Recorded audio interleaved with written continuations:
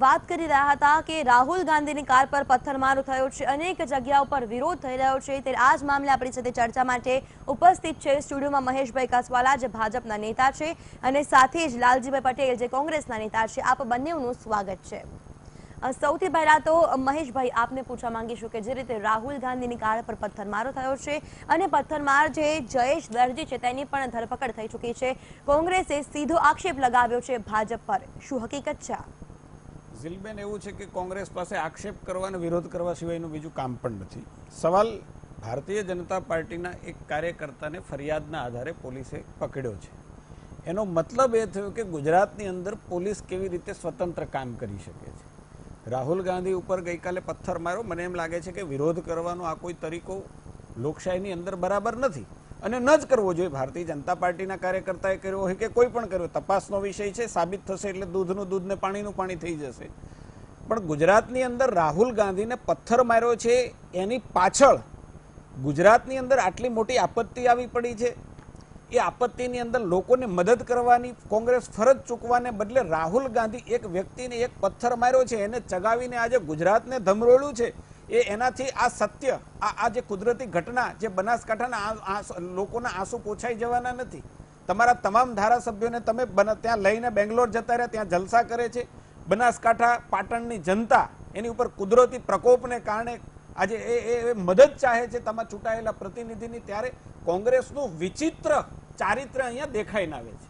અને એક પથ્થર માર્યો, એક પથ્થર વાગ્યો પણ નથી ને વાગ્યો પણ હશે, એ દુઃખદ ઘટના છે, પણ એમાં એટલી બધી ફાટી પડવાની ક્યાં જરૂર છે? બનાસકાંઠાની જનતા કરતા મોટો પ્રશ્ન નથી અને એના માટે મુખ્યમંત્રીએ એના માટે એને વખોડી પણ છે ને એના માટે પોલીસની તપાસ પણ આપી છે. એ જે કોઈ હશે, પરંતુ આખા ગુજરાતને આખો એક ઇસ્યુ ભૂલાવવા માટે કે તમે ત્યાં સેવા નથી કરી શક્યા, તમે જનતાની વચ્ચે જઈ નથી શક્યા, તમારા ધારાસભ્યોને તમે બહાર લઈને જતા રહ્યા છે, આખા મુદ્દાને ભૂલી જવા માટે એક પ્રકારના ગુજરાતની અંદર આજે બનાસકાંઠાની એ ઘટનાને ભૂલાવવા માટેનું કોંગ્રેસ જે પ્રકારનું હીન કૃત્ય, આજે અવસર એ નથી કે આપણે વિરોધ કરીએ, એટલી મોટી ઘટના નથી, ત્યાં લોકોના જાન જતા હતા, એની વચ્ચે સેવા કરવાને બદલે તમે કેવા પ્રકારની વિચિત્ર રાજનીતિ ગુજરાતની અંદર કરી રહ્યા છો ને એનો મેં કહ્યું ને વિચિત્ર ચરિત્ર એ આજે કોંગ્રેસનું દેખાઈ આવે છે ને જનતા જોવે છે. ચોક્કસથી એ વસ્તુ બરાબર છે કે આ વિરોધ કેટલો ફરશે તેના પર હવે દેખાતો જ નથી બેન, ટીવી સિવાય કઈ દેખાયો જ નથી વિરોધ, અને વિરોધ કરવો પણ જોઈએ, પણ આજે એ સમય નથી. વિરોધ ગઈકાલે ટ્વીટ ઉપર, જેવો પથ્થરનો ઘા થયો ટ્વીટ ઉપર, બંને પાર્ટીની ટ્વીટ ઉપર ટ્વીટ આવી છે, કોંગ્રેસના લોકોએ વખેડી છે, ભારતીય જનતા પાર્ટીના લોકોએ વખેડી છે, પણ આજે અવસર નથી. આજે અવસર છે ત્યાં સેવા કરવા જવાનો, એ લોકોને મદદ કરવાનો. અને આ ઘટના હું પણ વખોડું છું એને, મને એમાં વાંધો. અને ભારતીય જનતા પાર્ટીનો કાર્યકર્તા હોય કે કોંગ્રેસનો કાર્યકર્તા હોય, પોલીસનું કામ કરશે. કોઈને આ ઘટનાની અંદર હશે તો સાખી લેવાના નથી, પરંતુ જે પ્રકારનો માહોલ આજે ગુજરાતની અંદર, આજે અવસર નથી. કહેવાનો મતલબ આ છે, આજે બનાસકાંઠાની ઉત્તર ગુજરાતની જનતા જે ચાહે છે ને એ કરવું પડે. પોતાના ધારાસભ્યોને ત્યાં લોકશાહી ત્યાં બચાવવાની જરૂર નથી. લોકશાહી તો ગુજરાતની અંદર છે.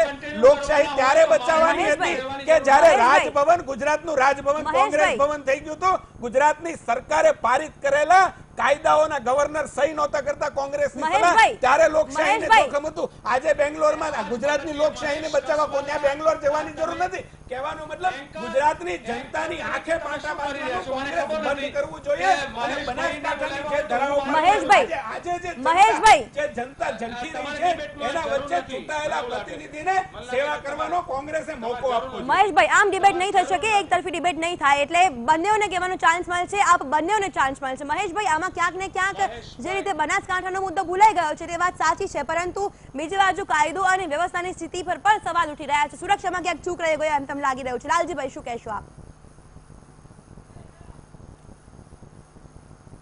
લાલજીભાઈ, સૌપ્રથમ તો એન્કર તરીકે આપને કહું કે બનાસકાંઠાનો મુદ્દો ભૂલાઈ નથી ગયો, સમગ્ર દેશ સૌથી હાજી હું આપને કહી રહ્યો છું કે સમગ્ર દેશમાં અત્યારે બનાસકાંઠા અને પાટણના પૂર પીડિતો જે છે ત્યાં સરકાર નથી પહોંચી શકી, એટલે અત્યારે કેશડોલના મુદ્દા ઉપર અહીંયા લોકોની જે છે લાગી છે લાઈન.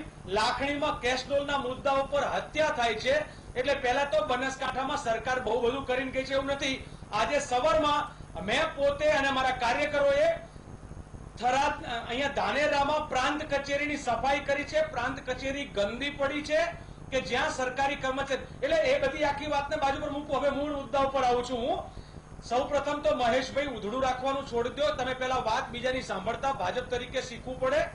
અહીંયા રાહુલજી ને રાષ્ટ્રીય રીતે સુરક્ષા મળેલી છે. એસપીજી નો આપણે એમને કોચ આપેલું છે.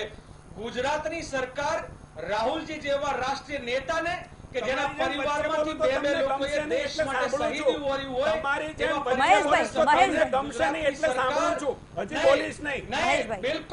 બિલકુલ સાંભળો મારી વચ્ચે ના બોલતા, હમણાં બોલતા હતા ને તમારું ચારિત્ર પ્રગટ ના કરતા પાછા. સવાલ એ છે કે આ પ્રકારના પરિવારના નહીં, તમે લાંબુ બોલો છો.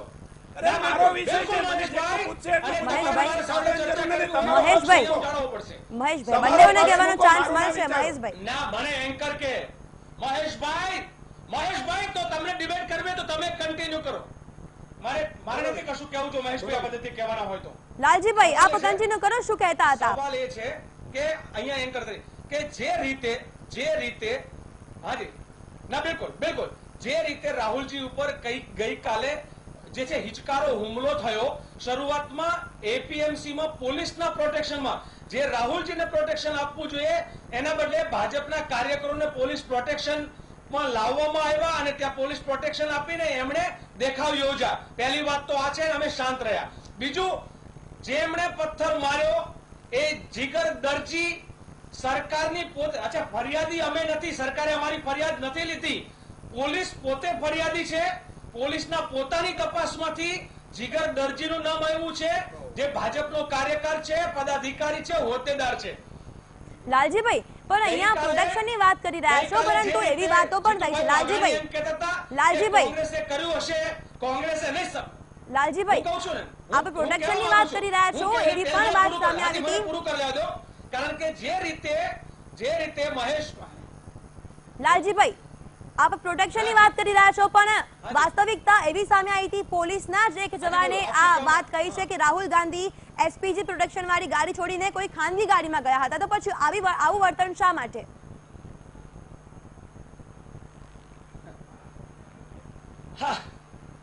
બિલકુલ એન્કર તરીકે આપ ત્યાં છો એટલે હું તમને કહું કે ખાનગી ગાડી નહીં, સરકારી કોન્વોય, જેમાં એસપીજી કોન્વોયની કાર 1, 2, 3 એ જે હોય એમાં કાર 1 માં રાહુલજી બેઠા હતા, એસપીજી પ્રોટેક્ટેડ ગાડીમાં બેઠા હતા. હા, બુલેટ પ્રૂફમાં નહોતા બેઠા, કારણ કે રાહુલજી એક રાષ્ટ્રીય નેતા છે, પ્રજાની વચ્ચે જવા માંગે છે, એ કોઈથી ડરતા નથી દર વખતે કે એ બુલેટ પ્રૂફ ગાડીમાં જ જાય.